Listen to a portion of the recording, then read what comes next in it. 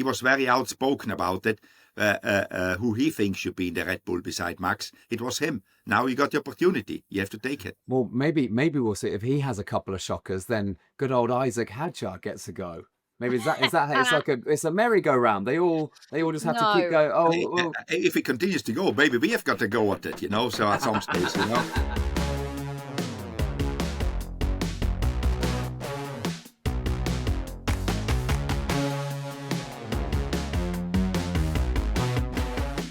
Hello and welcome back to The Fast and the Curious, the show that takes you inside Formula One. We break down the biggest moments of the season and speak to huge names from all over the grid and beyond. If you're new here, hello, I'm Greg James, team principal of this racket.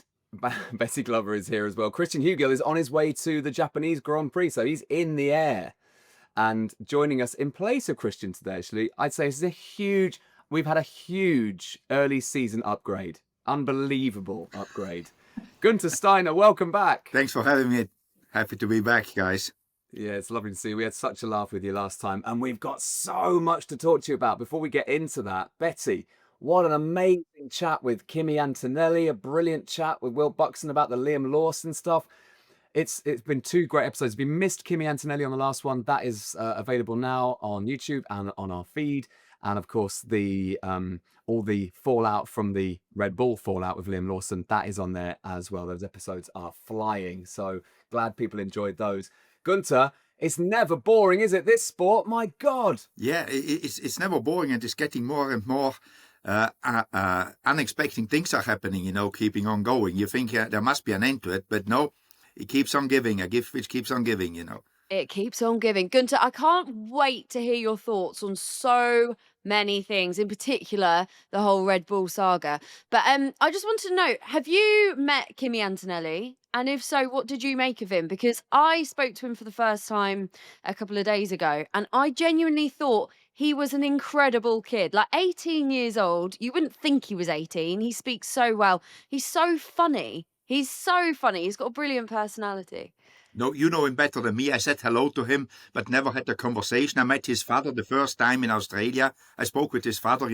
He's closer to my age. Actually, he's younger than me, his father. So you think about that one. But no, I had a chat there. But his father as well, a very nice person, very, very good, well-spoken, So, and I said hello to Kimi. But I don't think that we should be surprised how mature Kim is when you think how long he's been groomed by the man Toto Wolff, I mean, he's like almost, he adopted him, I would say, so since a young age, or Mercedes adopted Kimi Antonelli.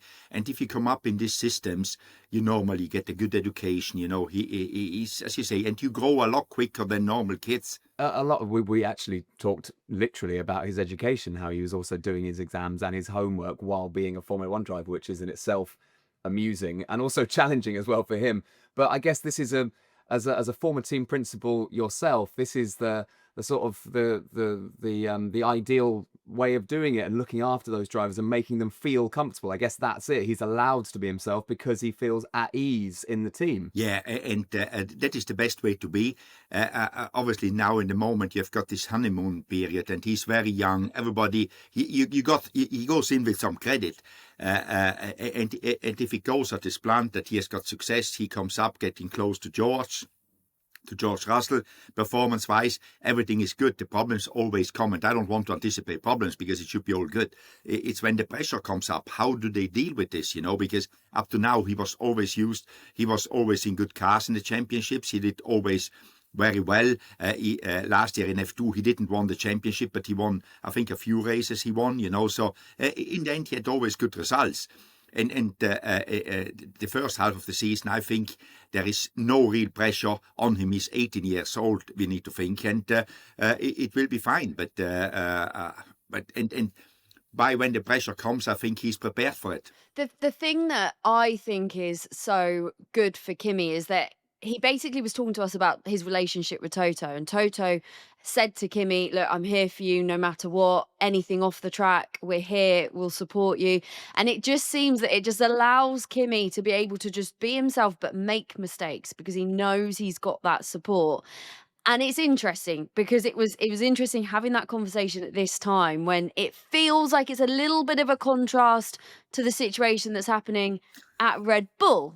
Do you know where I'm going with Yeah, this? yeah, I could feel already where you're going, but yeah, no, but we must say, obviously, in the moment, everything is good. He can make mistakes, but he has to stop to make mistakes because he has big shoes to fill, Lewis Hamilton's shoes, and a guy which makes very little mistakes is Lewis, to be honest, over there.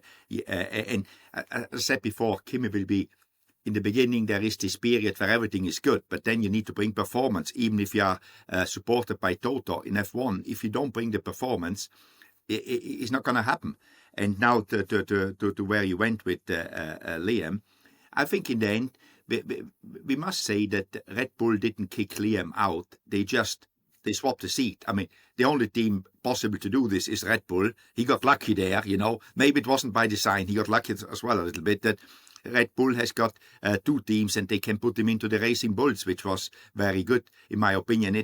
But it's also better for Liam.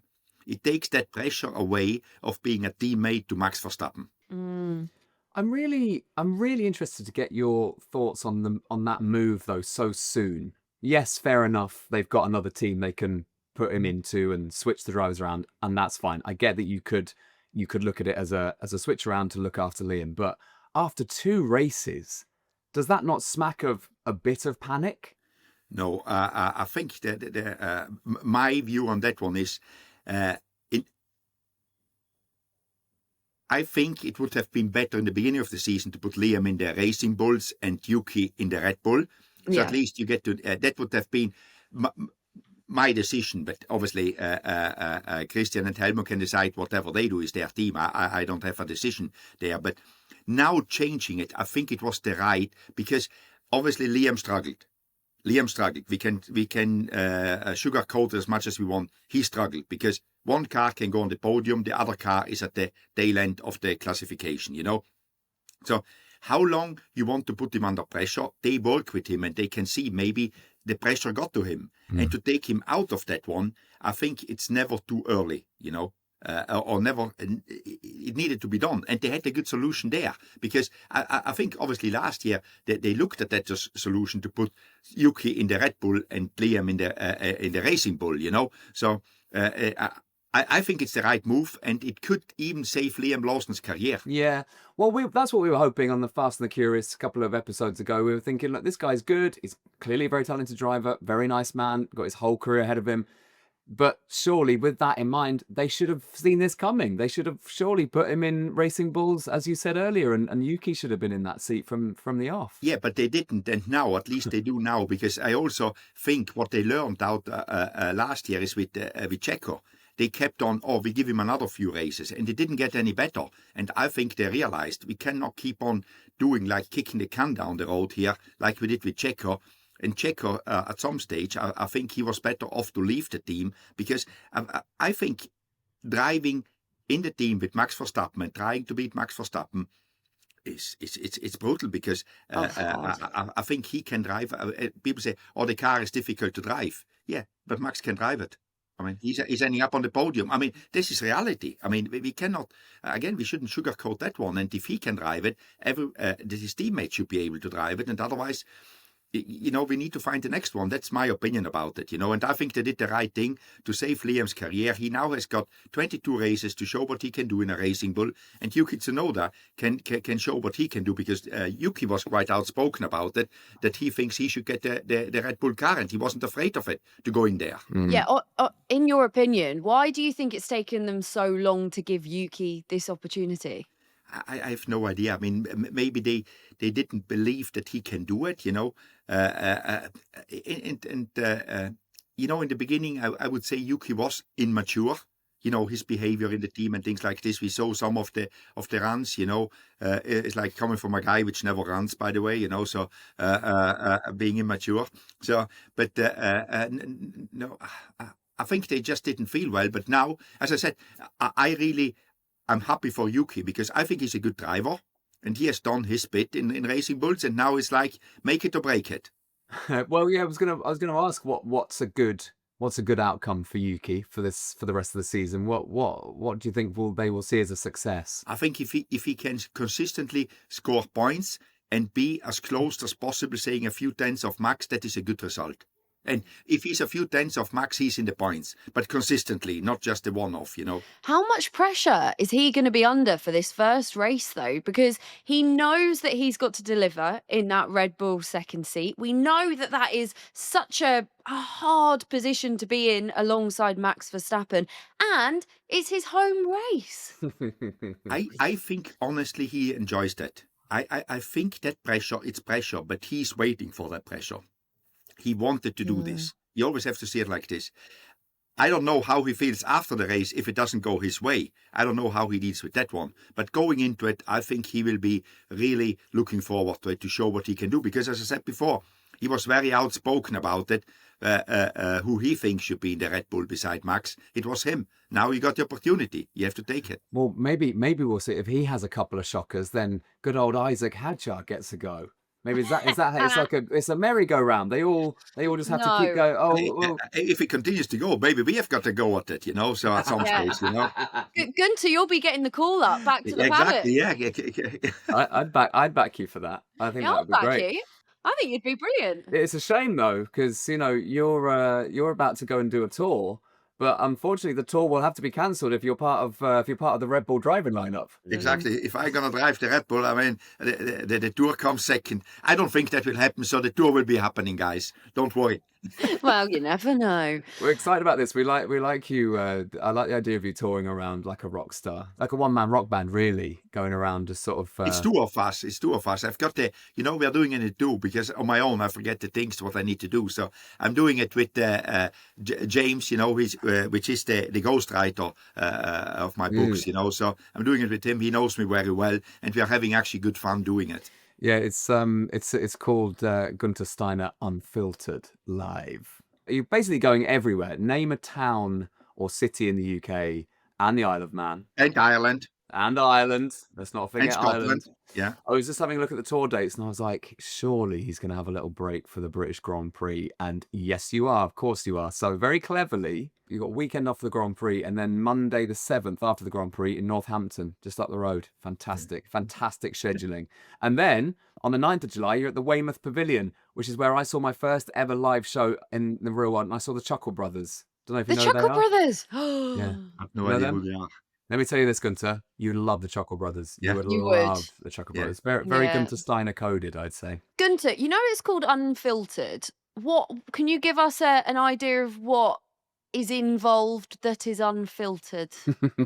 What is involved? I mean, it's striptease. Exactly. I rarely have a filter, So I'm talking about where I come from, how I got into motorsport, and then obviously the way to Haas, how that was, how I built that one up, and then how it all ended, So. It is like it's good fun, and we always make it. We involve also the people which come there to see the show. So it's always, I would say, people enjoy it normally. Every chat with you, Gunter, is enjoyable. Every time you open your mouth, it's enjoyable. My daughter is not in the same opinion, but hey, what does she know? She's too young.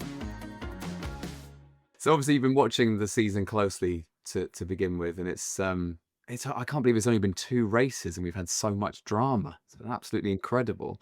So aside from the Red Bull stuff, aside from Kimi, who we talked about earlier and he was on the latest episode, the McLaren dominance is the other big story. The sort of that's the in a way the more boring story that's happened so far, but it's also very, very impressive considering to whether compared to where they were this time last year. Do you see that continuing? And what's your take on the Lando versus Oscar mini rivalry between, in the actual team? Yeah, it is interesting what you say. Because I think McLaren is, I wouldn't say dominating. They are the best car because dominating is something nobody can get near them. McLaren did a small mistake in China on the sprint qualifying, and there they didn't win the sprint race, so because it's so close. But nobody talks about this dominance because there's so much other things going on as well. Think about that one, yeah. But now, McLaren, I think they are the best in the moment. And dominance is a big word. I think they will win the next races. But first of all, they've got this inter-team rivalry.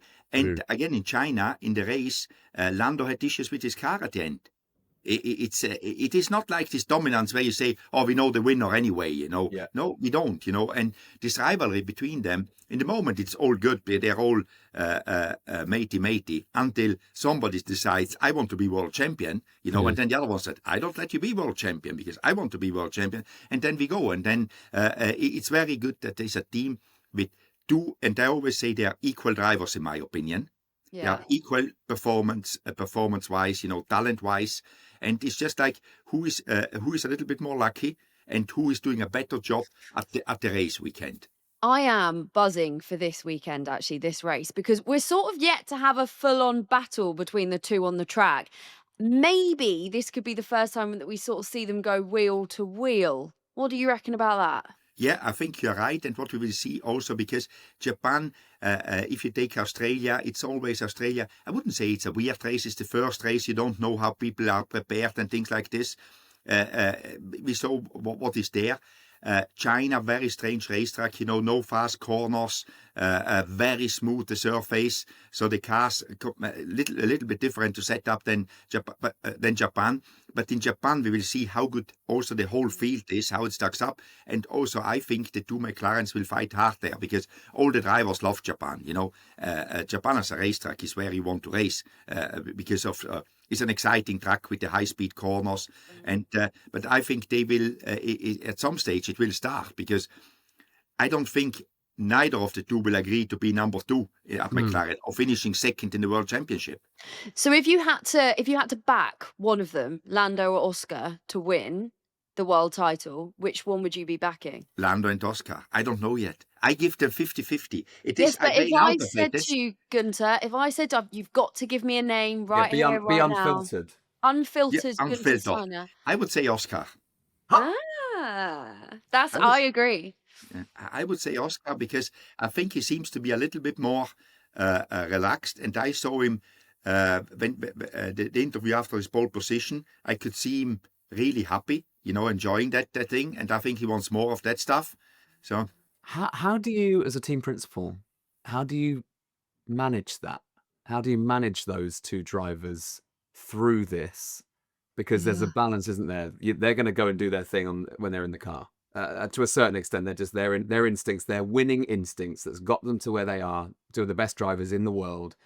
Those instincts will overtake. But how do you plan for that and say, oh yeah, just look after each other a little bit, but also go racing? Very difficult. Yeah, very difficult. The only thing you can tell them, respect each other on the racetrack. I don't know, as you say, once they're racing, I mean, there needs to be respect that they're not doing anything on purpose to make the other one look bad or something, that is, and then you let them race. And at some stage, there will be the point where the team need to take control of it. And I don't know their contracts, what is written in them, the provisions, maybe at some stage. The good thing is also, sorry if I jump around a little bit, McLaren, what they've got, their car is better than the other ones. So they got a little bit, they don't, even if there is rivalry and there's a little bit of risk involved, they can take it. In my opinion, because they've got the best car. It would be worse when you've got two good drivers or equal drivers like they've got, and another team which is very close to it. But this year, I don't think, at least in the beginning, nobody's close to them. So I think they got a little bit of freedom to fight harder than they normally would do. And then I think it's just like at some stage, McLaren will say, hey guys, it's over. You're going to be world champion this year. And especially if any of the other teams gets close to them. Yeah. As a team principal, would you rather manage a team that is like McLaren, where you've got two drivers sort of quite level going sort of head to head, or would you rather manage a team like Red Bull, where you've got your clear number one driver and then your second driver backs them up?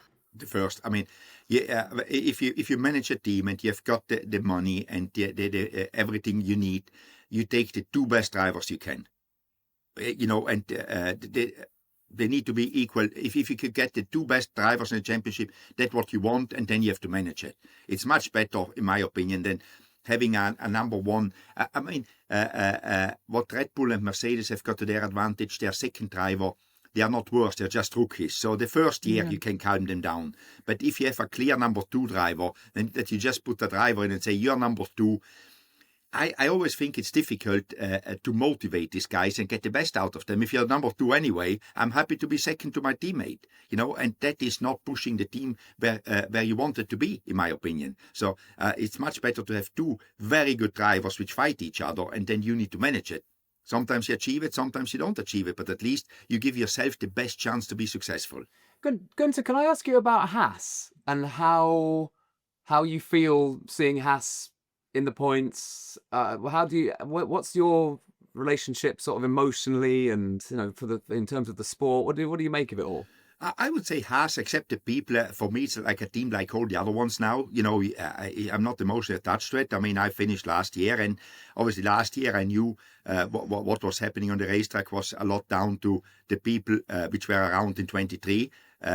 This year, I don't really know where they stand. I mean, in Australia, it was pretty bad, the performance. In China, pretty good, I would say, but also circumstances helped, I would say, there, And again, we will find out in Japan where they are, but it's emotionally, you cannot stay emotionally attached to something which is in the past, I'm not sitting there and looking what they are doing and if good or not. I move on with my life, and I'm happy with that one. Obviously, to some of the people, I wish them all the best they can, because it's people which were there in the beginning and helped me putting the team together. Yeah, exciting to see Ollie Bearman though. And exciting to see Ocon and how that little partnership goes, and that's quite fun, isn't it? Yeah, I mean, Ollie Bearman, the plan was there already in 23 when he did the 2 free practices. That was put in place by Fred and me, and the plan was to put him in the car in like he did 6 FP1s last year, and then if all goes well, to be a driver in 25, which is now. So I think that mission started in 23 and is now completed.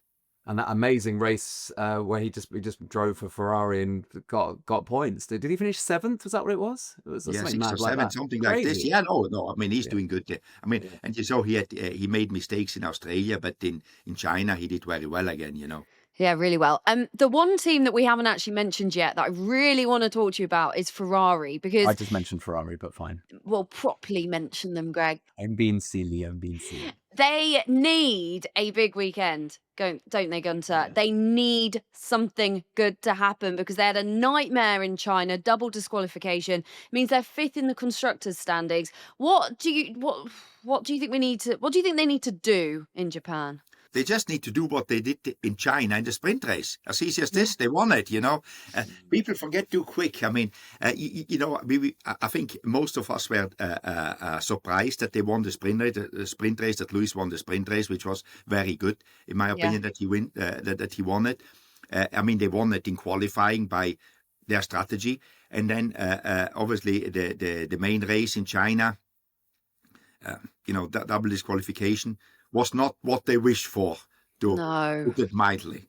Not at all. But what do you think Lewis is thinking right now? What do you think will be going through Lewis's head? I think he's pretty happy, even whatever happened. He's not happy about that situation. But in general, the package, he's pretty happy. He won his 2nd race in the car, so there is some feel-good factor. I don't think if you would have asked him on Friday before China sprint race, if he can win the race, he would not have said that one. He would have signed that one. So I think he's still in a good place. I mean, obviously what happened in China, I think, was a one-off, and to have 2 cars disqualified for different reasons, it is very weird, but it happened, and what can you do? Just regroup and go again in Japan, see what they can do. But I'm still waiting for Friday, Saturday to see actually where all the teams stack up. Do you still love it? Do you still look forward to a race weekend? Do you still sort of pore over the detail? Are you still locked into this sport? Yeah. No, I follow it. I follow it closely, because it's something, and it's not, because if you have done it so long, you understand that you don't have to put a lot of effort in. Where to look for, what to know, and if you don't know something, you know who to call up to get the explanation what happened if I'm not present, because I'm not going to Japan. I was in China and Australia, but I'm not doing the next 3. So I stay always in contact with people just to find out what happened, because it was a big part of my life. Who would you call? I cannot tell you because you cannot give up your sources, No sources. Okay. That's Yeah, true. exactly. You're a journalist. I was told Yeah. that one. Never give Yeah. your sources. I just wanted to just pick up on something you said a few minutes ago, which is really interesting, and something we mention every now and then, which is there's a lot of races. There's a lot going on, and actually, you said people move on quickly, and yeah, that's how the world goes, and the world is quick, and we move on, and all the rest of it, and that's good to a certain extent because we're always looking forward. But Lewis Hamilton did win a race in a Ferrari. But just because it wasn't the race, everyone was a bit like, yeah, but it's only the sprint race. Oh, Still cool though. yeah, Still but people cool. are like, oh, yeah, but it's not the real thing. But do you think are there too many Grand Prix? Is there too much going on for everyone to follow? No, I think, and actually, I would propose to do more sprint races because even if we forget about, but we have something to look forward to because on a Friday, to be honest, to look cars going in a circle and not a competition, it can get quite boring, and I think if on a Friday you've got a sprint qualifying in the afternoon, FP1 goes by very quick, oh yeah, just let's see a little bump, and there you've got a sprint qualifying, then you've got a sprint race, then you've got qualifying. I think that's very cool, and if you forget or not, but is it too many? No, because as long as people want to watch it, and again, if you would have asked me 6-7 years ago before the sprint races, I always said there must be a point of saturation, that people just have enough of it, but it is not coming because people these days want to consume more. And the nice thing with Formula One is because these races are so different in each other, so people keep on watching it. If we would have 24 cookie cutter races, like maybe we had 10-15 years ago, that all the races, there was the same, they were on a Sunday afternoon, mainly in Europe, Really? and I think it could get boring. But now with all, between night races, city races, sprint races, there's always something new. And we talk about, and we didn't talk, as we said before, about this McLaren pseudo dominance. Great! What a great answer. That's a great optimistic answer, and I do actually, I'm with you on that. I think it's very exciting what's happening to the sport, and even in the last 3 years since we started this podcast, I mean, we could genuinely do a podcast every day, and it would cool because of your podcast. Yeah, of course. That's what I mean. Yeah, we could do an episode every day, and people would be just like another one. It's that people are really hungry to find out about the drivers, about the world, about the behind the scenes, and I think that's a magical thing for sport. We've always been banging the drum about sport, all of us in our lives, probably forever.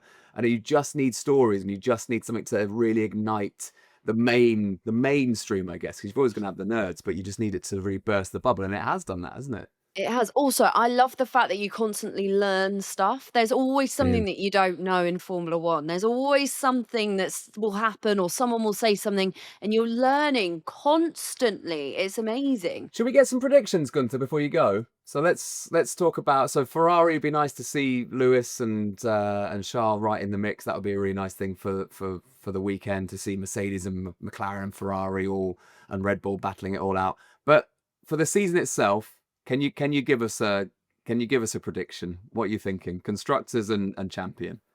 McLaren and Oscar. All right. That was pretty clear now. Yeah, I mean McLaren. I'm pretty sure about that, and I say Oscar because then I don't have to argue with you. I have to pick a side, because but one of the two McLaren drivers. But I think in the moment Oscar is in the better place. Interesting. So what's your prediction for this weekend? What do you think? Who's going to be on the podium? The two McLarens will be on the podium, and it's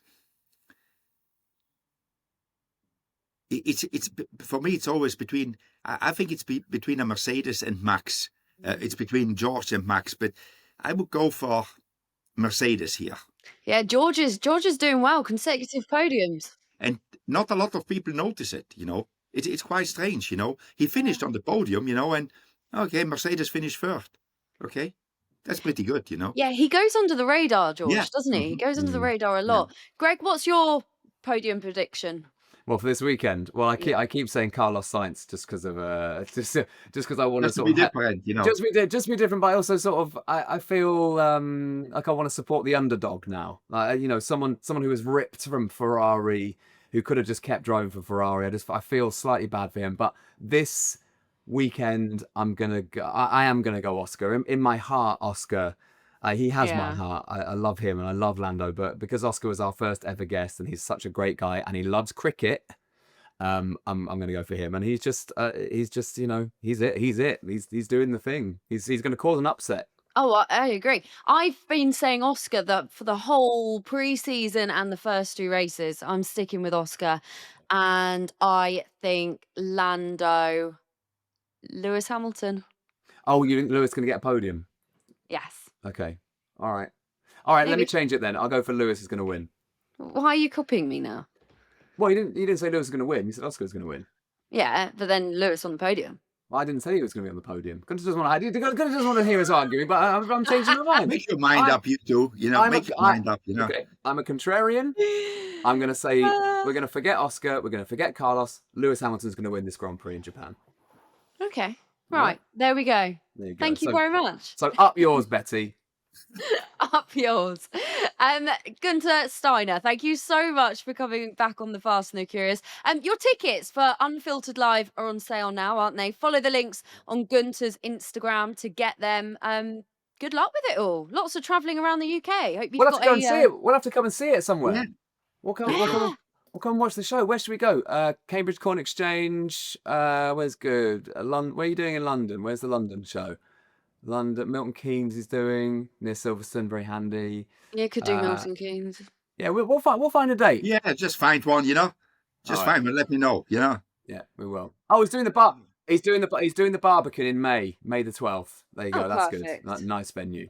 All right, Gunter. Lovely to have you back on. We'll see you very soon. Thank you, guys. Thanks for having me. See you soon. Thanks a lot. Thank Bye, you. Gunter. Bye. And Gunter is gone. I love him. I love chatting to him. Yeah, he's so good. He's so knowledgeable. I always just love hearing what he's got to say on everything. We will be debriefing that race straight away on Sunday morning. So the episode will be out on Sunday afternoon. So goodbye for now. Thanks for listening and watching and sharing all our ridiculous clips on socials. And we'll be back in a couple of days' time. So see you in a bit. Bye, Betty. Bye, Greg.